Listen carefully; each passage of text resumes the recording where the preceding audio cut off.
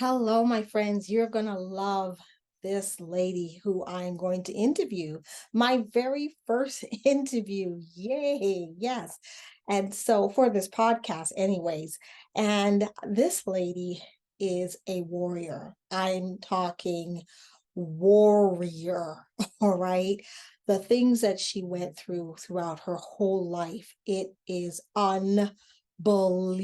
I was on the edge of my seat during this interview.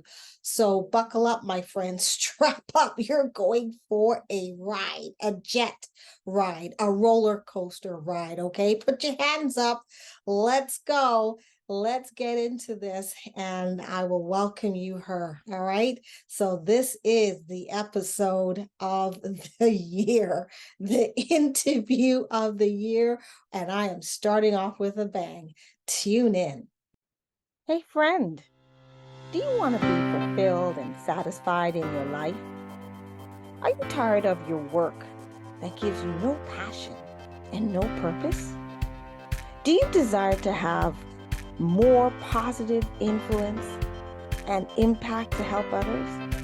Hi, I'm Angeline Edwards. I'm a poet, author, speaker, podcaster, and your purpose and courage coach. I want to help clarify your calling and turn your pain into purpose. How do I do all this and be a sane mom? With God in the center of it all. I pray this episode will bless, inspire, encourage, and empower you. So join me now, will you?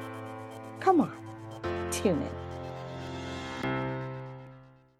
Right, so today, my lovely friends, I am interviewing for the first time someone I met years ago, this lovely person, none other than Cleoni Crawford. We want to welcome you, this fascinating lady, and she has a fascinating story to share. Oh man, Cleoni, your story is so packed. I may have to have you come back again. Oh, she blows my mind and how she has such courage and such strength, to share her life. And so I'm just asking you guys to just buckle up, strap up, get ready for a ride. Cleoni, welcome. Thank you for having me, Angie. I appreciate it. Yes. So I just wanted to start with a bang. I want to start with how what happened to you at 12 years old? Tell us about that story and where you ended up. Okay. At 12 years old, I was first diagnosed. I had a seizure actually. I was at home with my brother watching Mad TV, and I wasn't safe at that time. So I was watching television, and my mother came home from a party, and she woke me up. And when she woke me up, I walked towards going to my bedroom, and all of a sudden I stopped and I was looking at her in a puzzled look. Oh, I started to shake and shake, shake, shake, shake, shake, shake, shake. And wow. I was and that was the first time that I had a seizure, an epileptic seizure. My mother was scared out of her wits and took me to the hospital. They took me to the hospital, and that's when they told her that I had my first epileptic seizure and I had epilepsy.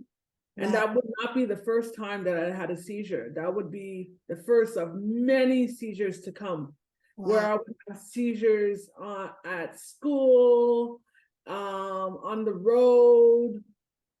And every weekend, when I would be awoken up out of my sleep, I would have a seizure. Wow. So it was just a really challenging time for me, even to the point when I went to university. I went to university and I would have seizures on campus. Wow. So at 12 years old, that was the first time I got introduced to pharmaceutical drugs, where I had to start taking medication, Mm. and the medication started to affect me, and I started to sleep a lot. It was just a challenging time for me. Mhm. Yeah, Mhm. so that was my first time learning about epilepsy. I mean, and at 12 years old, you're just entering into puberty, and and you're just starting to Mhm. get to know yourself and your body. That's a scary time.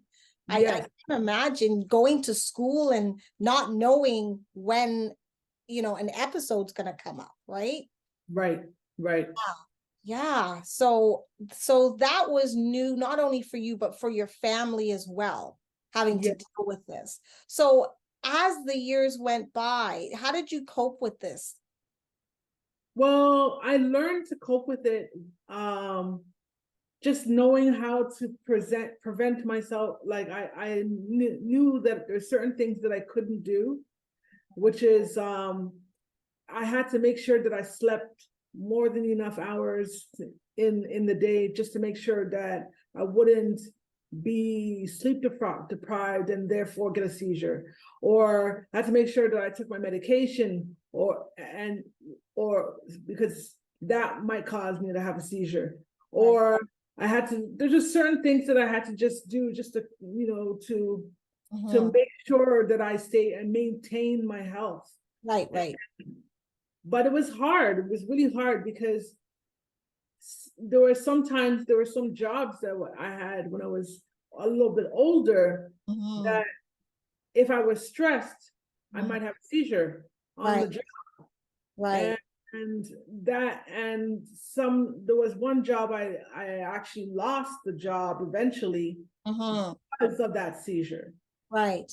Hmm. I remember in your book you mentioned that by the way, show us your book so they could see. Okay, so The Music of My Life. Yes, we're definitely going to promote that book. That's the first two chapters. I was glued. I couldn't stop reading. Tell us about when you were forced to leave home. Was it because of seizures or?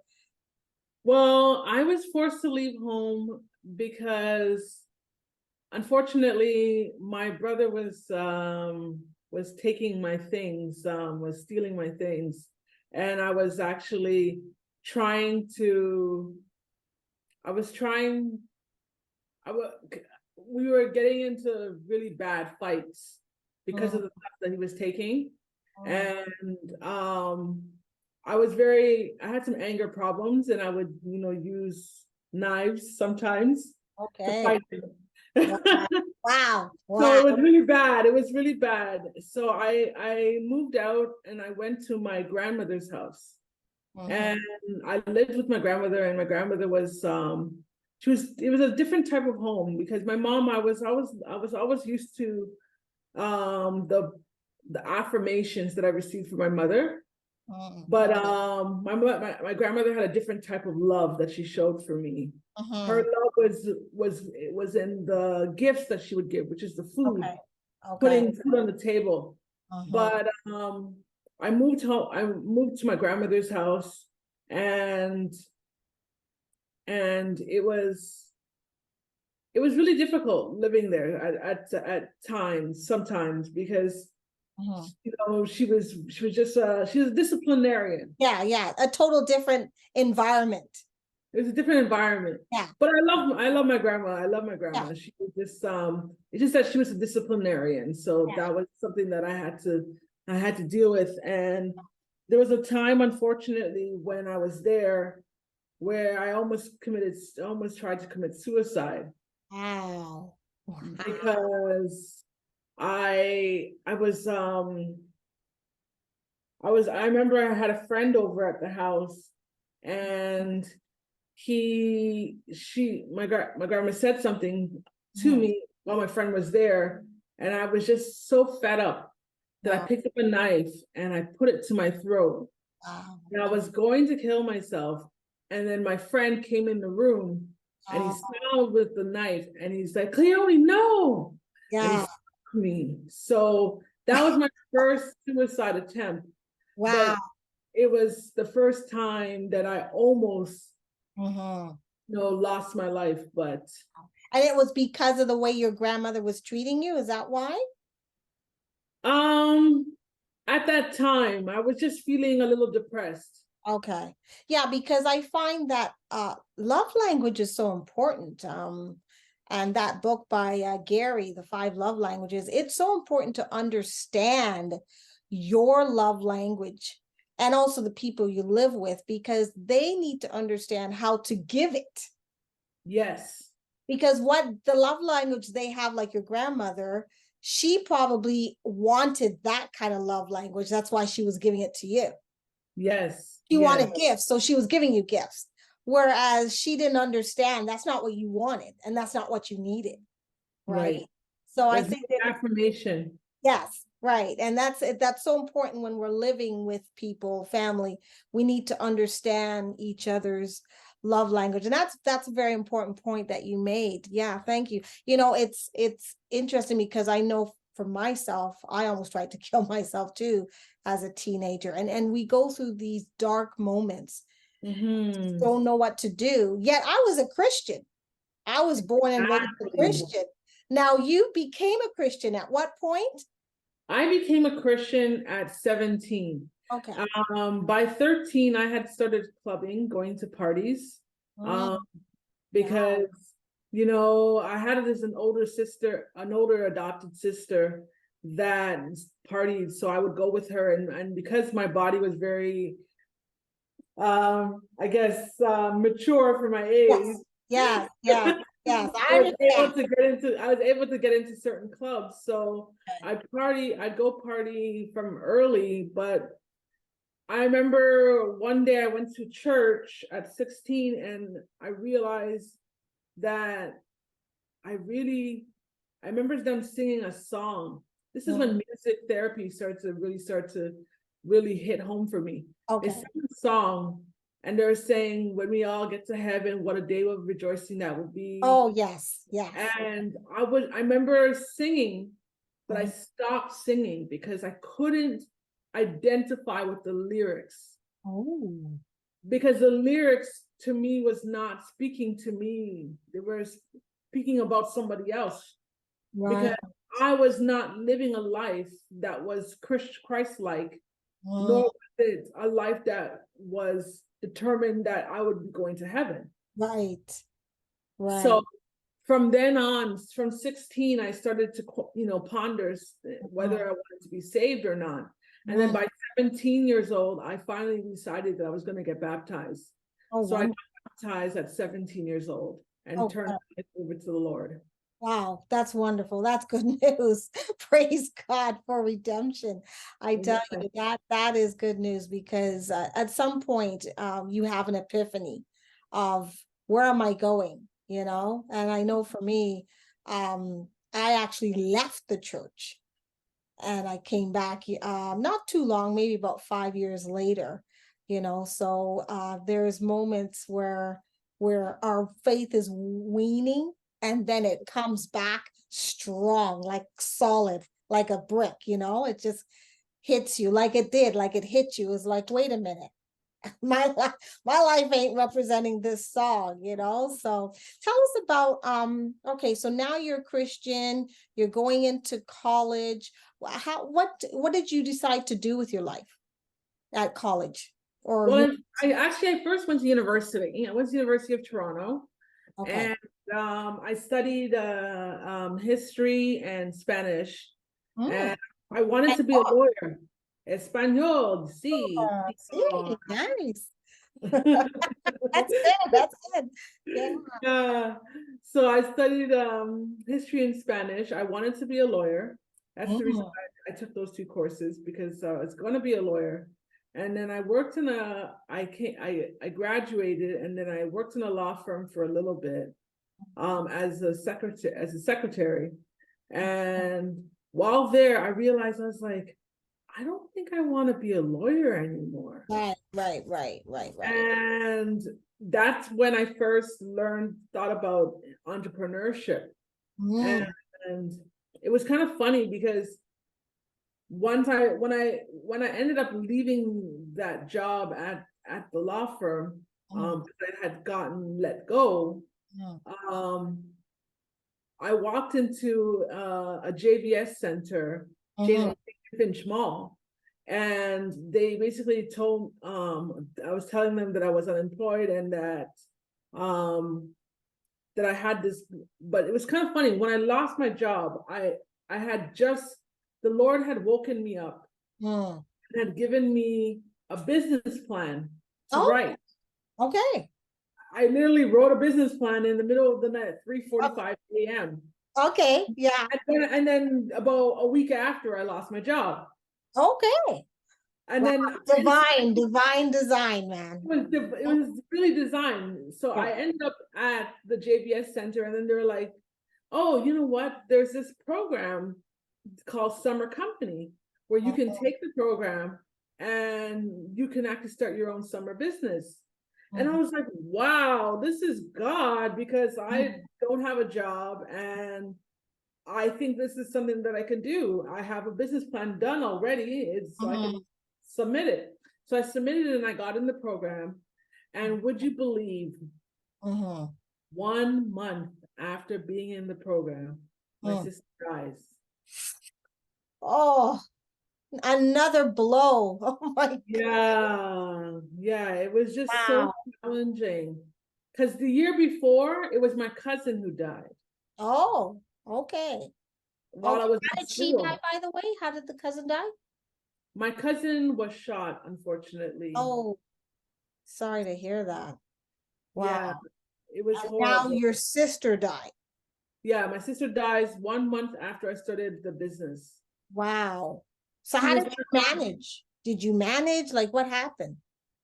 um I barely managed.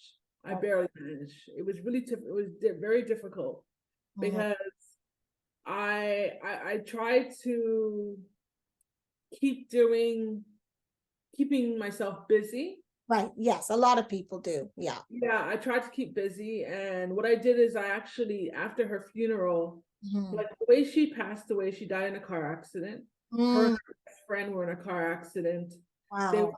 they were going in a taxi cab, and a young man stole his mother's car, Wow. and he was being chased by the police, the Toronto police, and the Toronto police chased them down Islington Avenue, and then Mm, my sister was in a taxi cab coming down Finch going east. The mm, the taxi T-boned the stolen car T-boned my sister's taxi, which mm, caused my sister's best friend to fly out the window and mm, die on impact.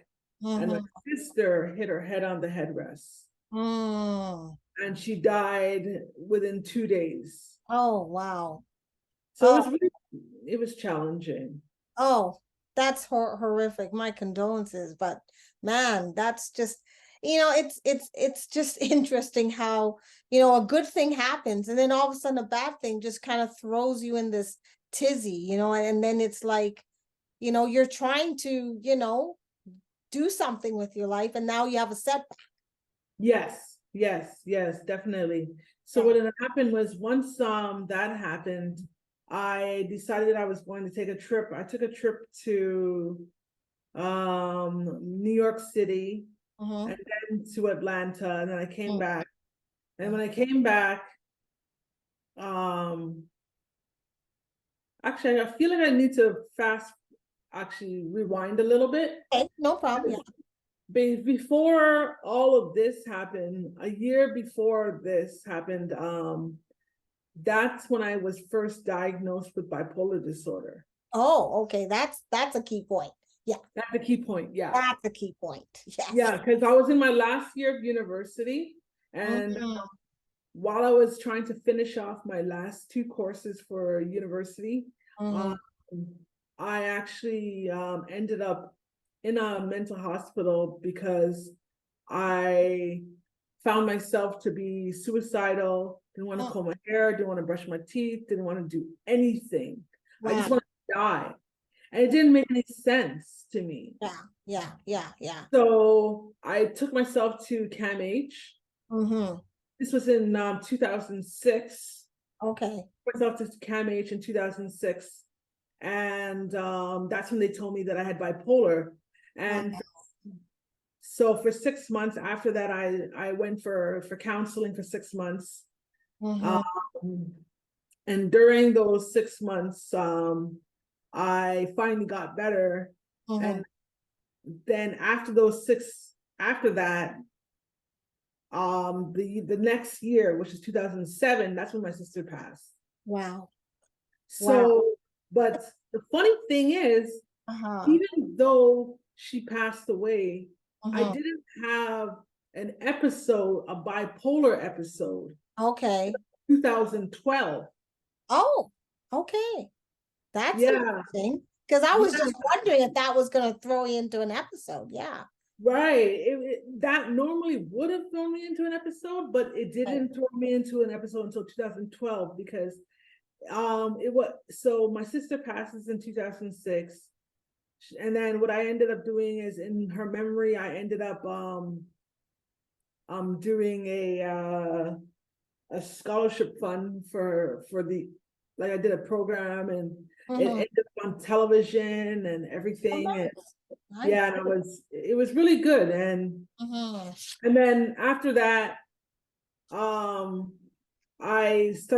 went back to do my business. I was doing my fashion business. Okay. I went to school to study fashion, realizing that I love fashion. Okay. So that was the business that I was doing, was fashion business. Okay. So I did a fashion business, and I got on television, and I was on CTV, I was on the Globe and Mail, Toronto Life. Wow, you're living the life, girl. Yeah, CBC, Wow. CTV, and so many different places I got on television for, and magazines and everything for my fashion business. And then finally, 2012 happens. Oh no. Something else? Oh. Aunt dies. Oh. Just at one thing 44. after the other. Life was going real good now, right? Yeah, life was going really good. Things were going well. And so when she passed away, it was so challenging because that was when I ended up back in the hospital. Okay. And that is when the roller coaster happened of me going back and in and out, in and out, in and out of the hospital. Okay. To the point that I had been in the hospital 30 times. Oh, in 1 year?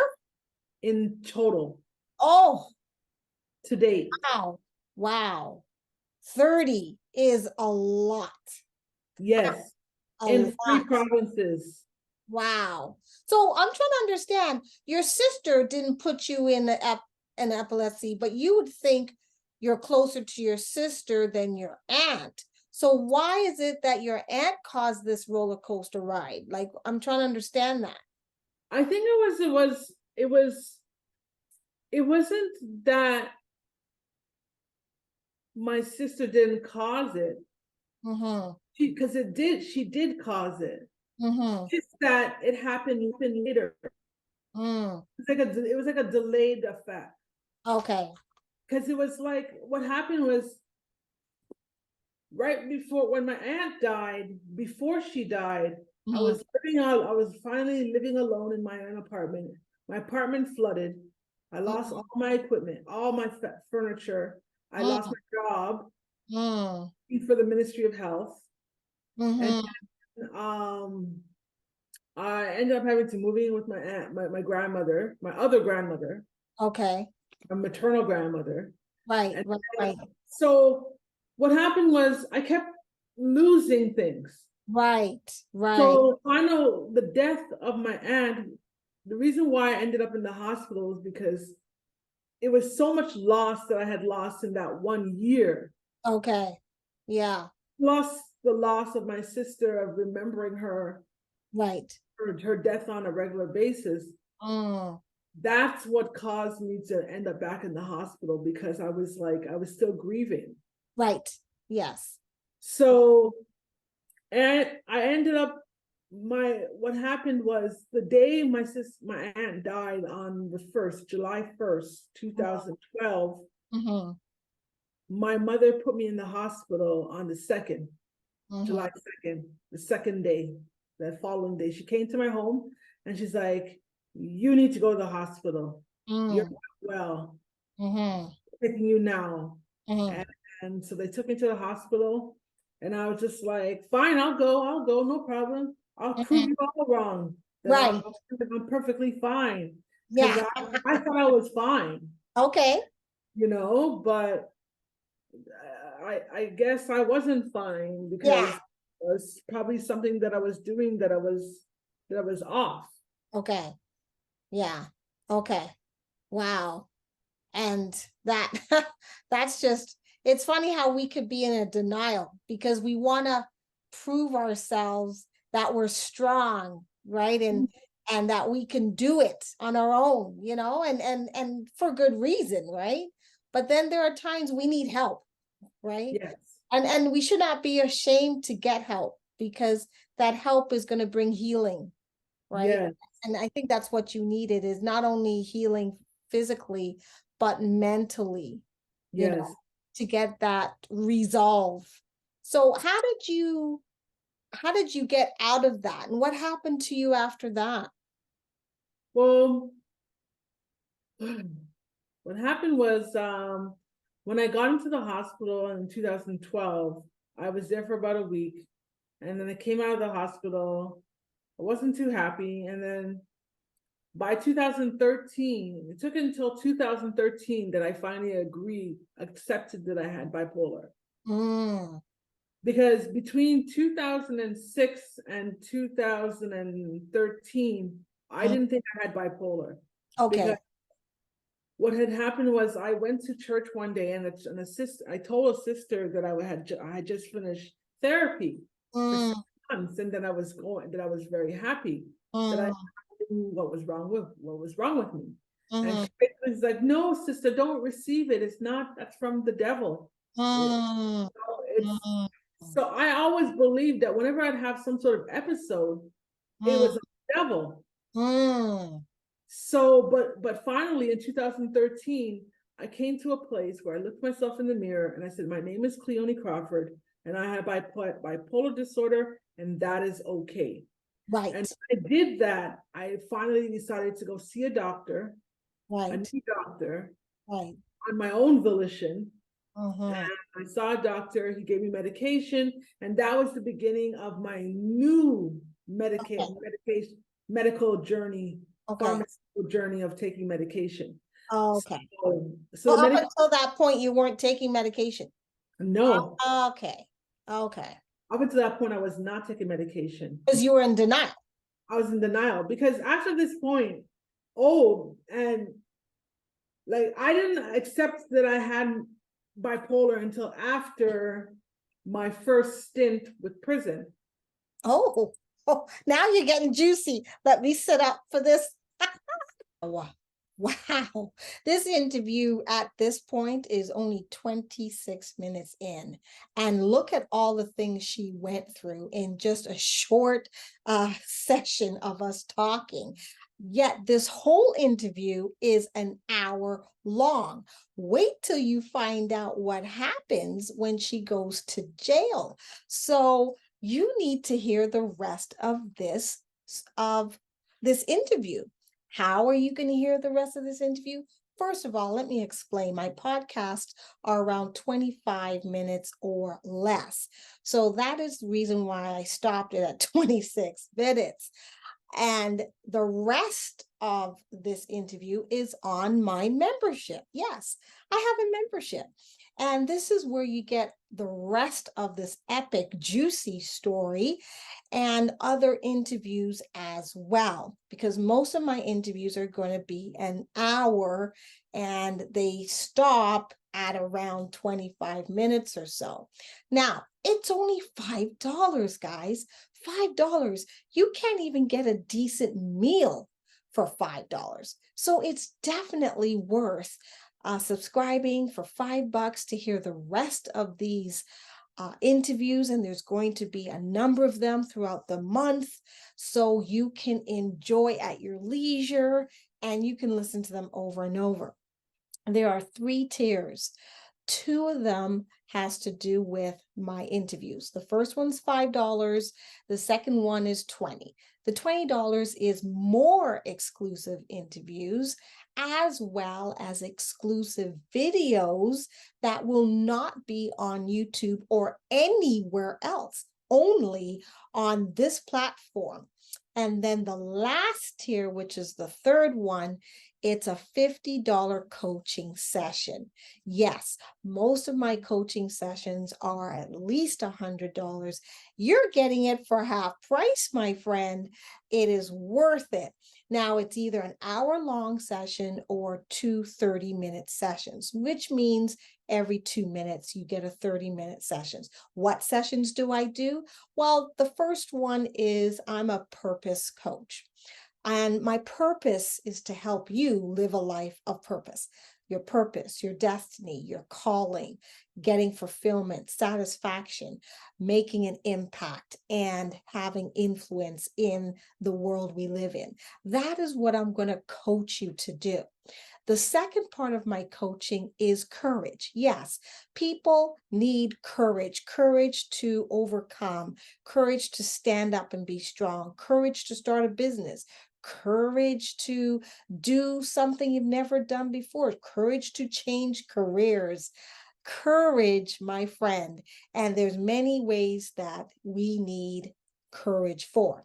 And I'm the one that's going to be behind you, motivate you, push you, empower you to get moving that needle in your life from A to Z. So that's the coaching sessions. Now, I chose a platform called Ko-fi. Yes, Ko-fi. And Ko-fi is just like Patreon. Why did I choose Ko-fi instead of Patreon when a lot of people are on Patreon? Well, Patreon is like the mother, and it has good features, good aspects. The only thing about Patreon is that you have to subscribe to even use it, even to listen, right? So, and to give a donation and be a member. Whereas Ko-fi, you don't have to. You could just give a one-time donation and never come on again, or you could become a member. It's so much better. And the best part is that Ko-fi actually has better fees than Patreon. Now, having said that, I really hope that you will sign up and become a member, because for the $5, you're going to finish these interviews, epic interviews. For $20, you're going to get so much more, plus exclusive. Plus, I didn't mention downloads, PDF downloads. And so either way, you're going to be blessed. Now, I will say the rest of this interview is a must. So I hope to see you on the subscription side. I hope you become a member and join this group, because, hey, guess what? I got to pay my bills. Okay. I got to pay my bills. I got to eat.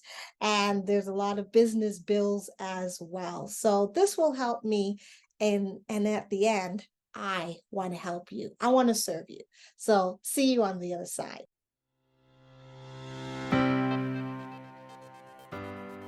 Well, friend, hope you loved today's episode. I pray you learned something and it challenged you to think, to reflect, and I hope it empowered you to make a change. If blessed, just stop right now and share this episode with someone who needs this. This may be the exact message they are praying for. It would bless me if you would leave a review on Apple Podcasts or Spotify. Check out my online course to move your dream forward, and also download the free PDF of the month. Together, let's live a healthy, balanced life, serving with purpose. Until next episode, God bless.